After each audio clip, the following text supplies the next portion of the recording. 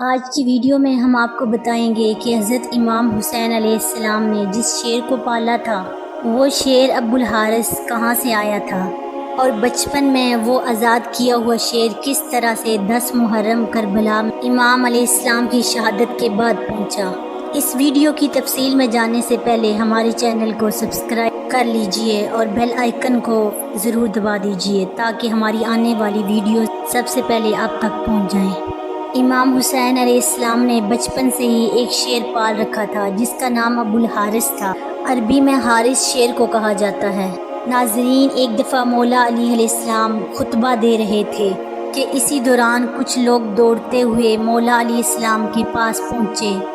امام علی علیہ السلام نے پوچھا تو انہوں نے کہا کہ مولا، ایک شیر آپ کی طرف آ رہا ہے۔ مولا علی نے فرمایا کہ بیٹھ جاؤ، یہ شیر کسی کو کچھ نہیں کہے گا۔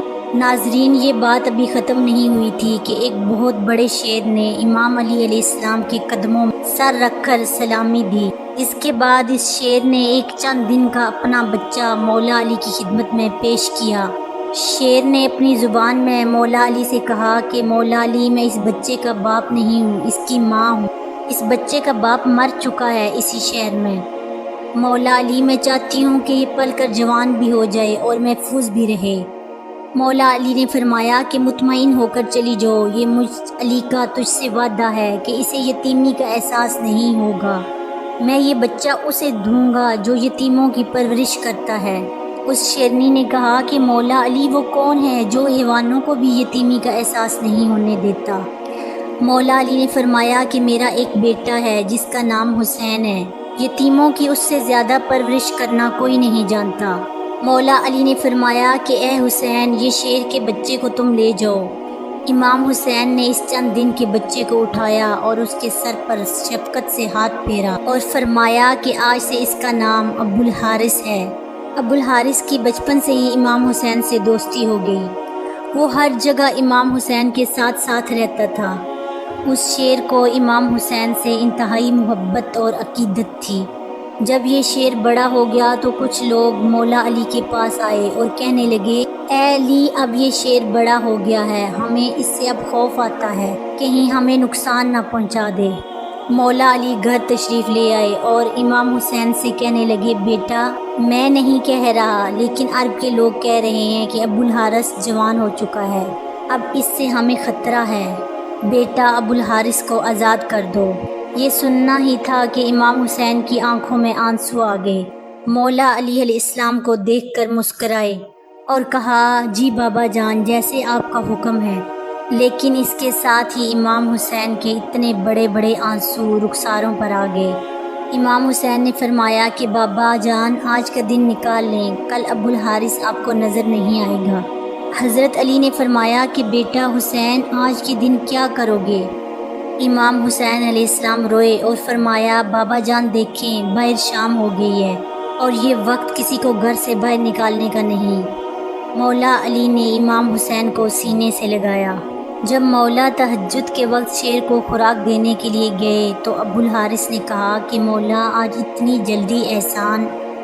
انہوں نے ساری بات ابو الحارث کو بتائی۔ ابو الحارث نے کہا، ٹھیک ہے مولا، میں چلا جاتا ہوں، لیکن ایک شرط ہے، ایک دفعہ ملاقات ضرور ہوگی۔ ناظرین، روایت کے اندر ہے کہ امام حسین نے فرمایا کہ تاریخ یاد رکھنا، 10 محرم 61 ہجری، میدان کربلا کے ٹیلے کے پاس سے تمہیں ایک آواز آئے گی، بس اس آواز پر چلے آنا، مجھ سے ملاقات ہو جائے گی۔